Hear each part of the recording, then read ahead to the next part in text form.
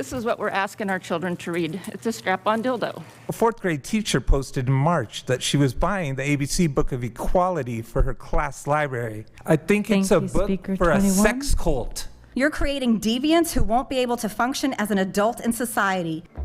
Very interesting, not what you expect at a school board meeting.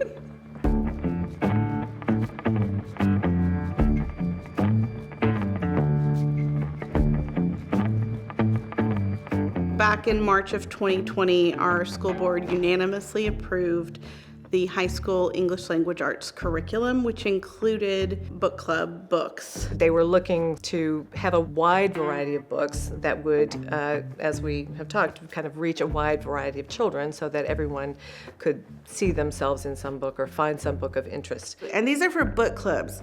So they're not for the whole class reading. These are all optional books. And what it is to give kids more choices. A lot of them were modern literature. Actually, I think they might have all been modern literature. You saw a lot of very diverse authors, very diverse character profiles. A lot of them had LGBTQ themes, and a lot of them were written by people of color. The truth is, you are constructing a CRT-based racist curriculum that targets white Christians and academic excellence. I'm white, my family is white, and we love Jesus, and we're not apologizing for any of that.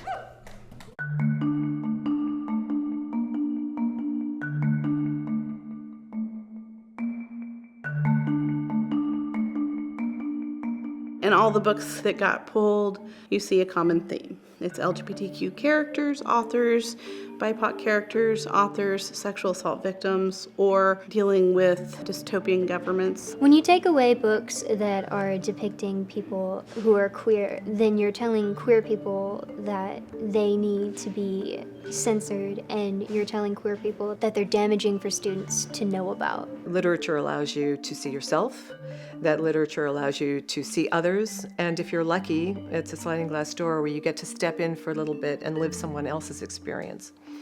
Taking that opportunity from children, particularly those who are more likely to have experienced it and who are less able to have the resources to deal with it, is theft.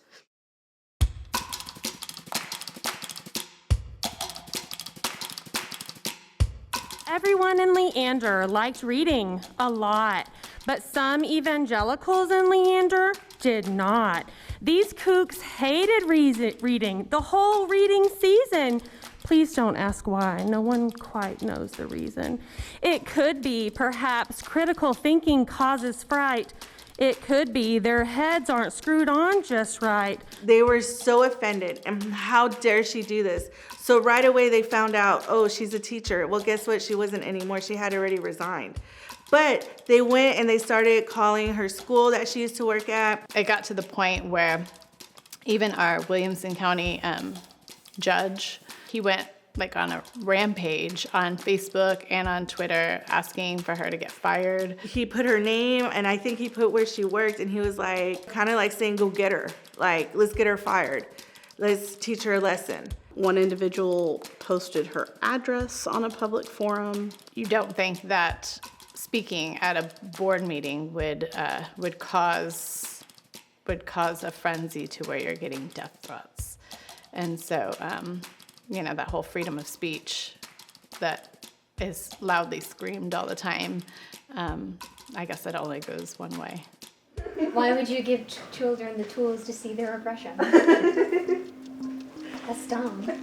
I'm Madeline Joyce, I'm in grade 10, and I'm the founder of the Leander ISD Banned Book Club.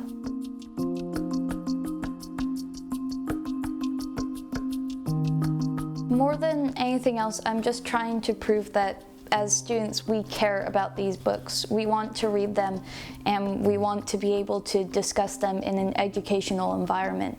The main argument towards removing these books is that they're inappropriate or too mature or too dark for us to read, and that's simply not true. These books focus on characters that are our age.